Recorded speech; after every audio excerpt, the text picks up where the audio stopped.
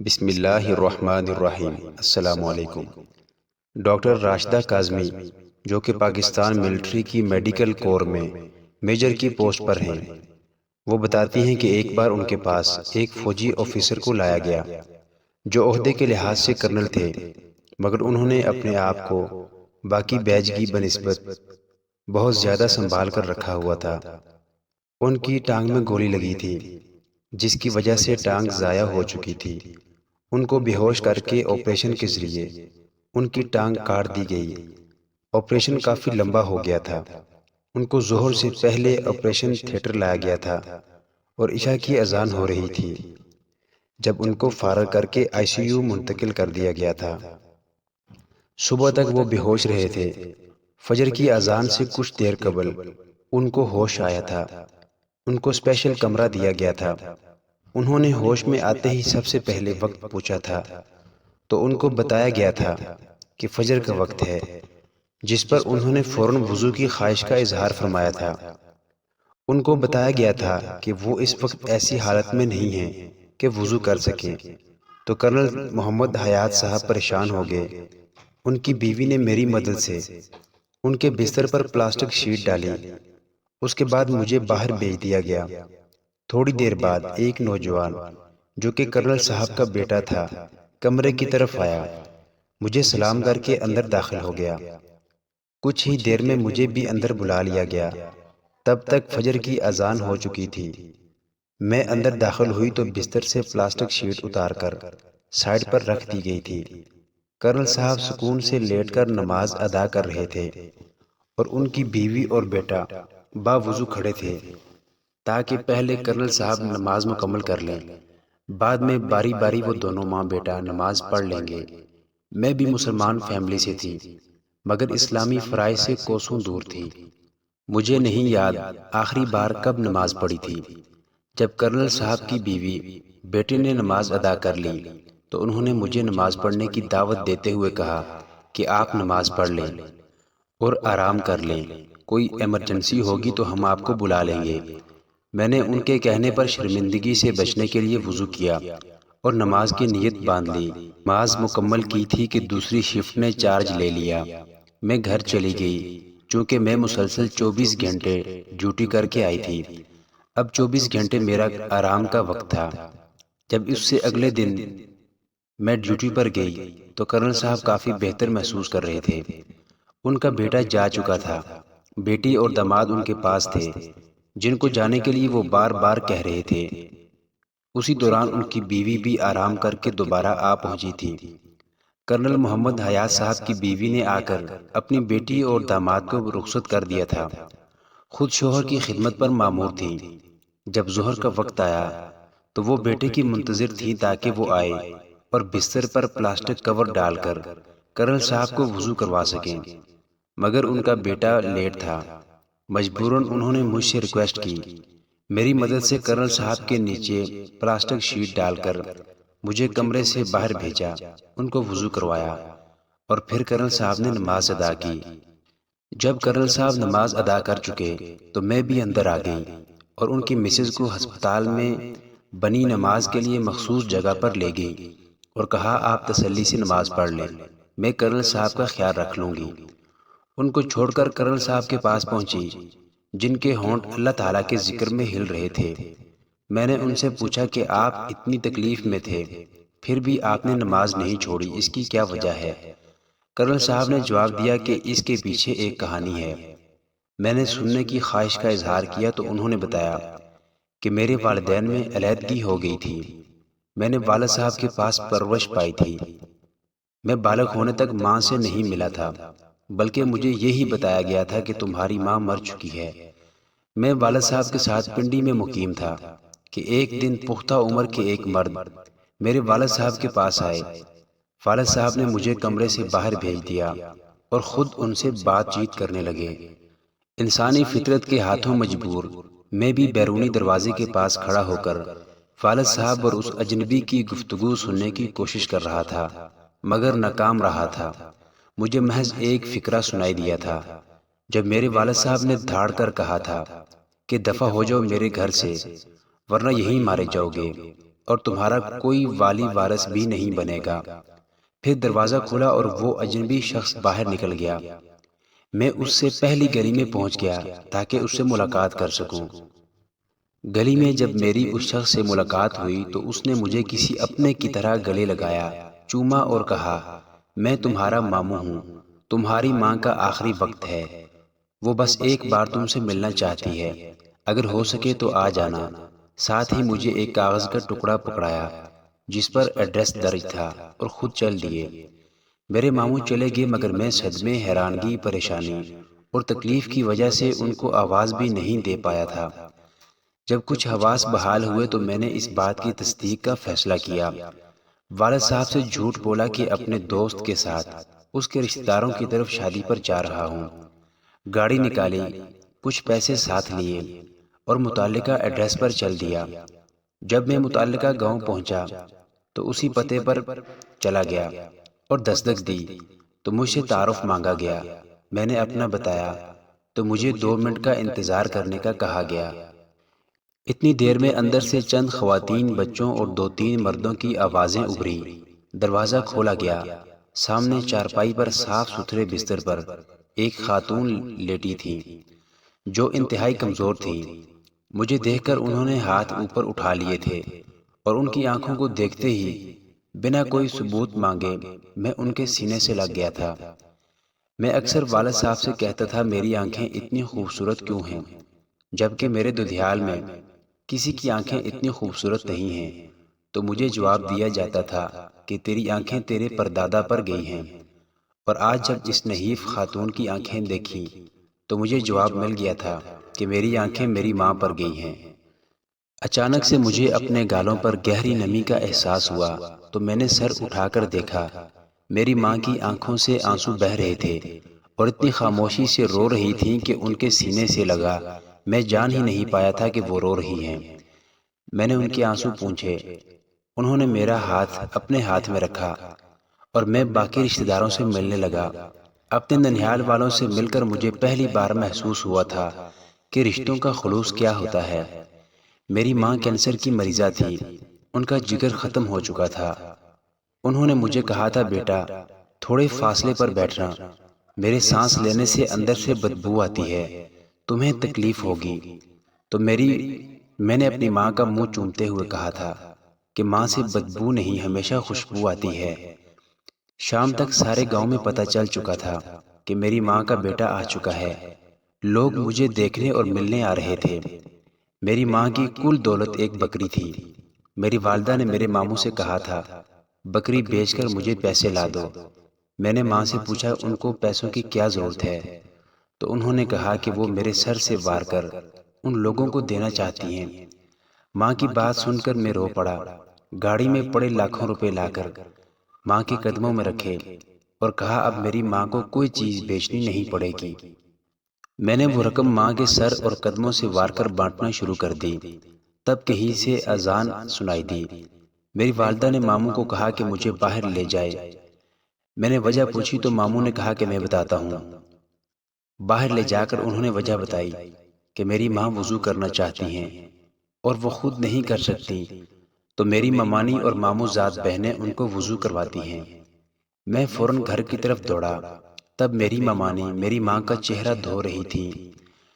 میں نے ان کے ہاتھ سے پانی پکڑ لیا اور کہا کہ ماں آج بھی آپ کو لگتا ہے کہ آپ کو محتاجی ہے، آپ مجھے حکم تو کرتی، جتنا مذہب اجازت دیتا اتنا وضو میں خود اپنی ماں کو کروا دیتا۔ میری ماں نے جواب دیا کہ میں نے سوچا پتہ نہیں تو کتنی صاف ستھری جگہ پر پلا ہوگا، تجھے یہ دیکھ کر بھی برا نہ لگ جائے کہ میری ماں اس طرح سے وضو کرتی ہے، اس لیے تجھے باہر بھیج دیا۔ ماں کی بات سن کر میں رو پڑا اور کہا کہ میں واقعہ ہی بہت صاف ستھری اور نفیس جگہ پر رہا ہوں، مگر وہ جگہ تمہارے دل اور تمہاری نیت سے صاف نہیں تھی۔ ساتھ ہی رونے لگ پڑا۔ میری باوضو ماں نے مجھے گلے لگا لیا، مجھے نہ صرف چومنے لگی بلکہ میرے آنسو پینے لگی اور کہنے لگی بیٹا اسی بات کا افسوس ہے کہ تو میرے دل اور دماغ میں رہا مگر کبھی میری زندگی میری گود میں نہیں رہا۔ میں نے اپنے سہارے پر بٹھا کر اپنی والدہ کو نماز پڑھائی اور جب وہ نماز پڑھ چکی تو میں نے ان سے پوچھا کہ آپ اتنی تکلیف میں ہیں اور پھر بھی نماز پڑھتی ہیں، آپ چھوڑ دیا کریں، جب صحت یاب ہو جائیں تو پڑھ لینا۔ میری والدہ صاحبہ نے میرا ماتھا چوما اور مجھے انتہائی نرمی سے کہا کہ بیٹا، نماز میرے نبی کریم صلی اللہ علیہ وآلہ وسلم کی آنکھوں کی ٹھنڈک ہے۔ آنکھوں کی ٹھنڈک کیا ہوتی ہے یہ مجھ سے بہتر کوئی نہیں جان سکتا، کیونکہ تو میری آنکھوں کی ٹھنڈک بن کر اس وقت میرے پاس بیٹھا ہے۔ تیرے بغیر میں کتنی تکلیف میں تھی یہ میں جانتی ہوں یا میرا خدا جانتا ہے۔ اور بالکل ایسے ہی جب نبی کریم صلی اللہ علیہ وآلہ وسلم کی امت نماز نہیں پڑھتی تو ان پر کیا گزرتی ہے یہ وہ جانتے ہیں یا ان کا خدا جانتا ہے۔ میری ماں نے مجھ سے کہا تھا، اسلام حکم دیتا ہے کہ اگر تم پانی میں ڈوب رہے ہو اور تم کو اذان سنائی دے تو بھی تم پر فرض ہے کہ تم نماز کی نیت باندھ لو۔ میں تو محض بیمار ہوں، بیٹا تو میری آنکھوں کی ٹھنڈک ہے، اور تو نماز پڑھے گا تو مجھے نہ صرف اس دنیا میں تیری طرف سے ٹھنڈک پہنچے گی بلکہ قبر میں بھی تیرے اعمال کی وجہ سے مجھے اجر و ثواب پہنچے گا۔ نماز پڑھنے کے لیے کسی جزا یا سزا کی وجہ کا ہونا ضروری نہیں ہے، بس نماز پڑھنے کے لیے دو وجوہات ہی کافی ہیں کہ نماز اللہ تعالیٰ کی طرف سے نبی کریم صلی اللہ علیہ وآلہ وسلم اور ان کی امت کے لیے تحفہ ہے، اور نماز میرے پیارے نبی صلی اللہ علیہ وآلہ وسلم کی آنکھوں کی ٹھنڈک ہے۔ اگر ہو سکے تو کبھی نماز نہ چھوڑنا۔ میں نے نماز قائم کرنے کا وعدہ کر لیا اور ماں کو لٹا کر نماز پڑھی۔ شام کو میری والدہ صاحبہ نے میرے لیے سبزی خود کاٹنے کی کوشش کی مگر کمزوری کی وجہ سے نہ کر سکی، تو انہوں نے میری ماموں ذات کو پاس بٹھایا اور ان کو بتایا کہ کس طرح سبزی کی ہانڈی بنا لائیں۔ میری والدہ صاحبہ کی پسند پر بنی ہانڈی آ گئی۔ بہت محنت و کوشش کے بعد میری والدہ صاحبہ نے نوالا توڑ کر میرے منہ میں ڈالا، اور یقین کریں میں نے اتنا لذیذ کھانا پہلے کبھی نہیں کھایا تھا۔ غالباً یہ میری ماں کے ہاتھ کا ذائقہ تھا۔ عشاء کے بعد دیر تک میری ماں مجھ سے باتیں کرتی رہی، پھر میری ماموں ذات کے ذریعے سونے کا ایک لاکٹ مجھے دیا اور کہا یہ تیری پڑھائی کے لیے سنبھال کر رکھا ہوا تھا مگر تجھ پر نہیں لگا سکی۔ میں نے والدہ صاحبہ کے ہاتھ سے ہار پکڑ لیا اور ان کے ماضی کے متعلق کوئی سوال نہ کیا، وہ یہاں کیسے پہنچی۔ میں ایسا سوال کر کے ان کے چہرے پر چھائی خوشی کو غم میں نہیں بدل سکتا۔ مجھ کو ایسے سوالات سے ماموں اور سب گھر والوں نے منع بھی کیا تھا اور بتایا تھا کہ جتنا ان چند گھنٹوں میں تمہاری ماں بولی اور ہنسی ہے اتنا پچھلے 2 سال میں نہیں ہنسی، اور ساتھ ہی مجھے بتایا گیا کہ میری والدہ محض 3 دن کی مہمان ہے، تو میری ساری ہنسی سمٹ گئی۔ میں نے زیادہ سے زیادہ وقت ماں کے قریب گزارا۔ میں نے ماں سے لاکھ ان کی خواہشات کے متعلق پوچھا۔ انہوں نے بس مجھے نماز قائم کرنے اور دین پر چلنے کی نصیحت کی۔ جب عشاء کی نماز کے بعد امام صاحب کو میرا تعارف دیا گیا تو وہ خاص طور پر مجھے ملنے آئے اور مجھے الگ لے جا کر بتایا کہ اگر آپ صاحب استطاعت ہیں تو یہ پیسہ ان لوگوں میں نہ بانٹیں بلکہ اپنے ماموں کو دے دیں۔ آپ کے ماموں نے اپنا گھر زمین سب کچھ بیچ کر آپ کی والدہ صاحبہ کے علاج پر لگا دیا ہے، یہاں تک کہ بچوں کی پڑھائی بند کروا کر وہ پیسہ بھی بہن کے علاج پر لگا دیا۔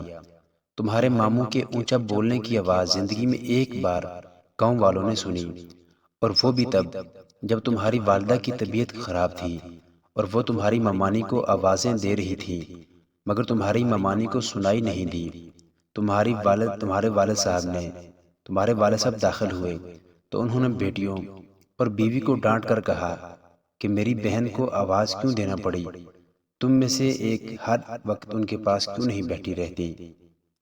میں نے امام مسجد صاحب سے کہا کہ مجھے اس کے علاوہ بھی بتائیں کہ میری ماں یا ماموں نے کسی کا کوئی قرض دینا ہے، جس پر امام صاحب نے جواب دیا کہ مجھے اس کا کوئی علم نہیں۔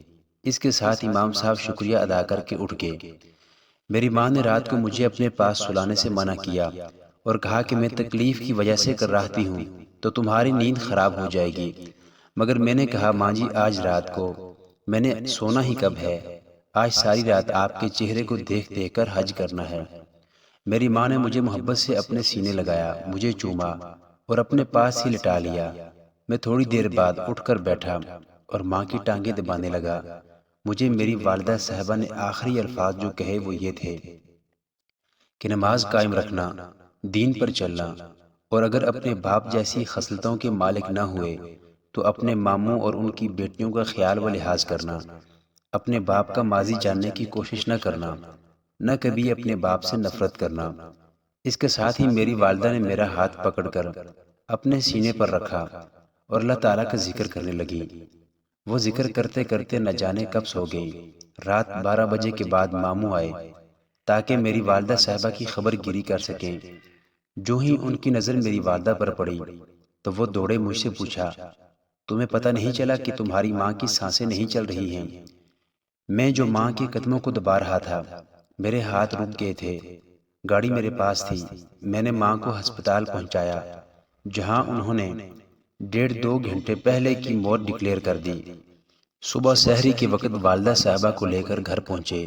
مجھے لگا کہ فجر کی اذان ہونے والی ہے تو میں نے وضو بنانا شروع کر دیا۔ اسی دوران میرے ماموں کی سرگوشی بھری آواز میرے کانوں میں پڑی۔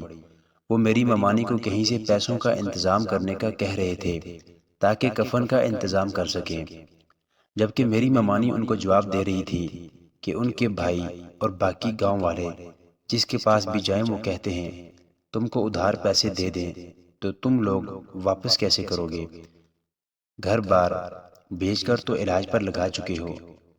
میرے ماموں خاموش ہو کر گھر سے باہر نکل گئے۔ میں بھی ان کے پیچھے نکل گیا۔ وہ گاؤں کے کافی بڑے چودھری کے پاس گئے۔ چودھری کی بجائے اس کا منشی آیا جس سے انہوں نے رقم کا تقاضا کیا۔ منشی میرے ماموں کا پیغام لے کر واپس چودھری کے پاس گیا تو چودھری نے جواب میں کہہ بھیجا، گھر بار بیچ کر بہن کے علاج پر لگا دیا ہے، بیٹیاں بیچ کر کفن دفن پر لگا دو۔ اتنے سخت الفاظ سننے کے باوجود میرے ماموں بنا کوئی رد عمل دیے گھر کی طرف چل آئے۔ راستے میں اذان ہوئی تو وہ مسجد کی طرف مڑ گئے۔ میں بھی ان کے پیچھے مسجد میں پہنچا اور ان کو کہا کہ اپنی ماں کے کفن دفن کا انتظام میں خود کروں گا۔ میری بات سن کر انہوں نے منع کیا اور کہا بہن کے کفن دفن کا انتظام بھائیوں کی ذمہ داری ہوتی ہے، میں کر لوں گا۔ ساتھ ہی ماموں رو پڑے اور ان کو دیکھ کر میں بھی رو پڑا۔ انہوں نے اپنی بہن کو سسک سسک کر مرتے دیکھا تھا اور میں نے برسوں ماں کی جدائی سہی، اب برسوں اور سہنی تھی۔ پتہ نہیں قبر میں بھی ملاقات ہوتی یا نہ ہوتی۔ اسی دوران باقی نمازیوں نے آ کر ہم کو حوصلہ دیا۔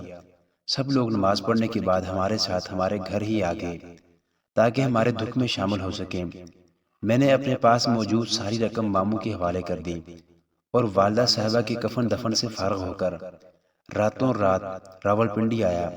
یہاں سے مزید پیسے لیے صبح سے پہلے اپنی ماں کی قبر پر پہنچا، کیونکہ مجھے مولوی صاحب نے حکم دیا تھا کہ کچھ دن صبح فجر کی نماز سے لے کر سورج نکلنے تک اور عصر کی نماز کے بعد سورج غروب ہونے تک کا وقت اپنی ماں کی قبر پر گزارنا۔ لہٰذا سورج نکلنے کے بعد میں ماموں کے گھر پہنچا۔ میں نے مولوی صاحب کے ذریعے سب سے پہلے اس شخص کا کھوج لگایا جس نے میرے ماموں سے گھر خرید رکھا تھا۔ اس کو اس کی رقم دی اور کہا کہ اب وہ گھر کا تقاضا نہ کرے، باقی کی رقم اسے دے کر اخراجات کے ساتھ ساتھ والدہ صاحبہ کے ایصال ثواب کے لیے کچھ فلاحی کام کروائی، جن میں گاؤں کا سب سے بڑا مسئلہ نکاسی آب کا تھا۔ سیوریج کے پانی کے لیے کوئی زمین نہ تھی۔ میں نے اسی چودھری صاحب جنہوں نے میری ماں کے کفن کے لیے میرے ماموں کو ادھار دینے سے انکار کیا تھا، ان سے دگنی قیمت پر 10 مرلہ زمین خریدی۔ اس میں سارے گاؤں کا سیوریج کا پانی ڈالا، مزدور لگا کر پورے گاؤں کی گلیاں ٹھیک کروائیں۔ مسجد کی چھت کے متعلق بتایا گیا، وہ بارش میں ٹپکتی ہے۔ میں نے مسجد کی چھت پکی کروا دی۔ 10 دن رہنے کے بعد میں واپس آیا تو چاہ کر بھی والد صاحب سے پہلے جیسا رویہ نہ رکھ پایا، مگر والدہ صاحبہ کے حکم پر میں نے والد صاحب سے ماضی جاننے کی بالکل بھی کوشش نہ کی اور نہ کبھی اپنی نماز چھوڑی۔ والد صاحب کی ناراضگی مول لیتے ہوئے اپنی ماموں ذات سے شادی کر لی اور اس اللہ کی بندی نے ثابت کر دیا کہ میری ماں کی نسل میں کتنی وفا تھی۔ میری والدہ صاحبہ گزر چکی ہیں، میں کامیابی کے عروج پر پہنچ چکا ہوں، بہت کچھ بدل چکا ہے۔ میری والدہ صاحبہ کی خاطر میرے ماموں جان نے جو کچھ لگایا اس سے کہیں زیادہ ان کو لوٹا چکا ہوں، مگر آج بھی ان کا احسان مند اور شکر گزار ہوں کہ میری والدہ صاحبہ کی خدمت انہوں نے غلاموں سے بڑھ کر کی۔ میری والدہ صاحبہ فوت ہو گئیں، مگر میرے ماموں ممانی اور والد صاحب کو 3 حج کروائے۔ میں نے خود اپنی بیگم کے ساتھ حج کیا ہے اور والدہ صاحبہ کی وفات کے بعد کبھی نماز نہیں چھوڑی۔ اس لیے نہیں کہ یہ میری والدہ کی آخری نصیحت تھی، بلکہ اس لیے کہ نماز میرے نبی کریم صلی اللہ علیہ وآلہ وسلم کی آنکھوں کی ٹھنڈک ہے۔ اگر میری کوئی نماز قضا ہو جاتی ہے تو میں فوراً ہی اگلی نماز کے ساتھ ہی اسے ادا کر لیتا ہوں۔ کرنل محمد حیات صاحب کی داستان مکمل ہو گئی۔ میں ان کے والد صاحب ماموں ممانی میں سے کسی کا انجام نہ پوچھ سکی، مگر ان کی اس داستان کے بعد میں نے بھی کبھی نماز نہیں چھوڑی، کیونکہ مجھے بھی سمجھ آ گئی ہے کہ نماز میرے نبی کریم صلی اللہ علیہ وآلہ وسلم کی آنکھوں کی ٹھنڈک ہے۔